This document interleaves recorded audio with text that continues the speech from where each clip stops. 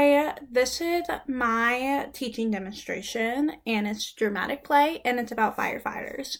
And my daycare facility did not let me video record their dramatic play center, and I didn't have access to create one on my own. So I decided to create one through PowerPoint to let you guys get an idea of what it would look like.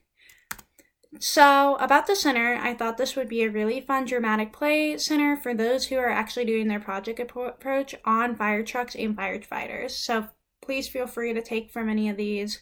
It was a lot of fun to research all the different ways to incorporate firefighting into dramatic play.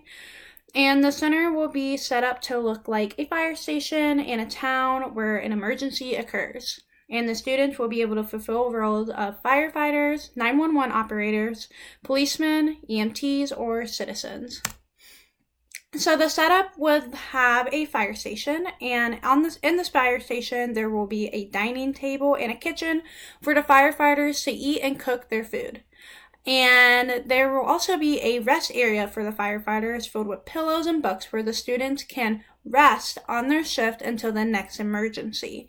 And in the front of the dining area, there will be a 911 operator desk, and next to the desk will be a child creative fire truck, and that will be known as the garage. And the reason why I wanted to put the rest area in is because a lot of firefighters sleep on their shift until an emergency happens. So that's a fun way for students to see like what firefighters do to fill up the time when they are on the clock.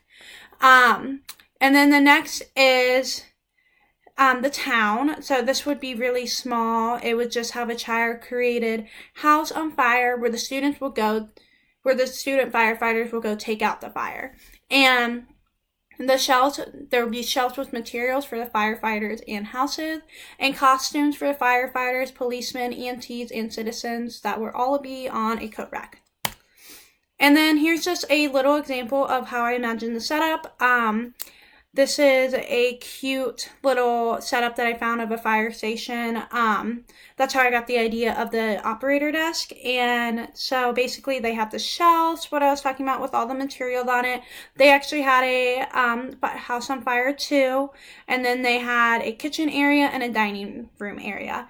And then if the area was just a little bit bigger, then I would add in the pillows and the books, or that can even just be the silent reading area that kids can go to during dramatic play. They can, if they're not disrupting another kid, then they can go in that area and act like they're a firefighter sleeping on the clock before an emergency happens.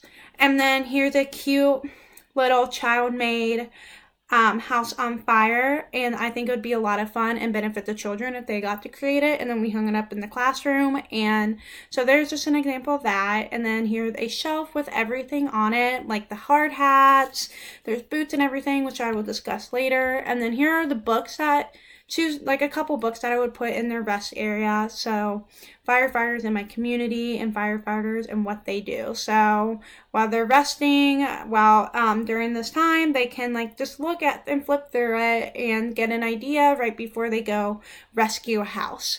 And then here the child made fire truck, which is so cool, and that would be in the garage, and it would be a lot of fun for the kids to create their own fire truck too.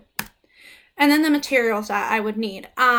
So the shelf would have stuffed animals, fire hose, fire extinguishers, which I would make out of spray bottles, hard hats and boots for the firefighters to wear, walkie-talkies, buckets, cleaning materials so the firefighters can keep their area clean, and baby dolls. And the station would have a kitchen for firefighters to eat at, kitchen food with plates and silverware, a kitchen setup with a stove or microwave, cookbooks so the firefighters can look at their little recipes that they want to make, and a rest area, of course, with the pillows and books. And then more materials would be on the 911 operator desk. They would have a clipboard with paper and marker so the students can log and draw the emergency, and a phone where they can pick up the calls with the phone book next to it so they can make the call, so they can make calls too. And then a town map where they can find the location of firefighters to show. Town map where they can find location of fire to show to the firefighters. And then on the truck will be a steering wheel, hose, walkie-talkie, and air tanks for the firefighters to put on while they're getting ready to go to the house to take out the fire. And then the police officers, EMTs, and citizens. The police officers will receive a walkie-talkie and handcuffs. The EMTs will receive Band-Aids wrapped in a stethoscope, and the costumes will also express different jobs within the town. So here are some of the examples of the materials. So there's the cleaning supplies that will be placed on the shelf. There's an example of a stuffed animal. I would really like to incorporate household pet animals, so like bunnies, turtles, kittens, so anything that could be rescued from a fire that's in-house. A map, a little simple town map. I would try to find a simple map of the town that I'm in, like say I'm in Fort Thomas, I would find a simple map of Fort Thomas that the kids can look at and get aware of their area and like be able to locate a house, and they're like, this is where the fire's at, go rest. So, and then a child made walkie-talkie. So this is actually made out of juice boxes. That would be super cool and super fun to make with the kids so they can contribute to the dramatic play area. An example of the EMT materials, so they got like Band-Aids, they got a stethoscope. This wouldn't be necessary, the little words and everything, but just something they could carry around. The shelf with the hard hats on it, the spray bottles are right here, there's hose, there's flashlights, they have buckets. And then the phone for the operator, and then just a little airbag that a student can make on their own as well. And then so the roles. So of course there's the firefighter, and the students who are the firefighters will get to play firefighters in the station and act on emergencies that are called into the operator. They can relax, cook, and clean, and sleep when there is no emergency. When there is an emergency, the students will be encouraged to use specific vocabulary that the firefighters will use, such as, hand me the fire extinguisher. The students will also practice helping comfort overwhelmed citizens, saying, it's okay, we saved your house. The 911 operator will be answering the phone, locating the location of the emergency on the map, and will be writing or drawing the state of the crisis. So the 911 operator will tell the firefighters the emergency, give them the location on the map, and then we'll tell them how urgent it is. And then the 911 operator will use the phone book to call the police and ambulance over to the emergency. And then so the police officers and EMTs will be taking role in this too. So the police officers will arrive and make sure the citizens are okay, question any subjects, and then communicate with the firefighters to make sure everything is okay. The EMTs will be tending to any hurt citizens or animals and will interact with the firefighters to help to find any injured citizens. And both will be talking to the 911 operator on the phone and respond by saying, help is on the way. And then the citizens will be living their day-to-day lives, but we'll set up an emergency, whether it is calling in a fire or calling in a cat up the tree. The citizens will need to be able to communicate to the operator about what is happening, the location of the fire, and how the fire started.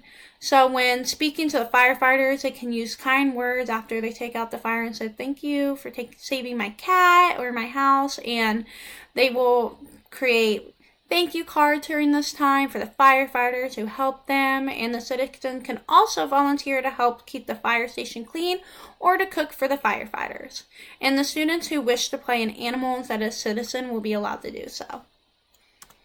So here's an example of what the students would dress up like. So here's the little firefighter. He has his little hard hat on and boots. And then a little girl dressed up as a police officer. And also EMTs wear a similar outfit, except this little badge instead would say 911. So the students will be wearing a similar costume as the police officer for the 911 operator. Here is the EMT. It's super simple, just a little light vest. You could probably tape EMT on it with their bag to respond, and a hat. And then here's an example of a citizen, which I thought this was just a super funny picture. The little girl dressed up as an old lady. So any student can dress up as a teacher. They can dress up as a waiter, whatever they want to dress up as they can, just so they can live on their roles of the citizens.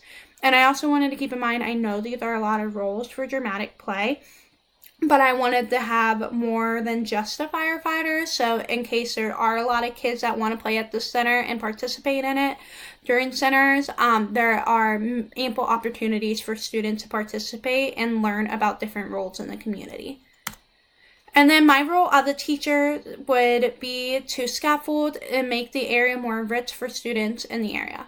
So the teachers will be stepping in, or journeying the play, or to redirect the child's focus to the area, or to help them expand their vocabulary on what they say and how to communicate with one another. Beforehand, I recommend that teachers actually would read this book about firefighters' roles, the one that you will put in their rest area, so they know about their role in the community and how they put out fires and everything, and how they work with the EMTs and the police officers and the operator. It's really important that they know that before going into the center. And so below is a picture, some of the books that I would recommend. These are just super cute, and they looked a lot of fun to read. So that is all, and I just wanted to say thank you, and I hope that some of these ideas that you can bring into your project approach with firefighters and fire trucks, because there's a bunch of information on the internet about this, and it's a lot of fun. Thank you.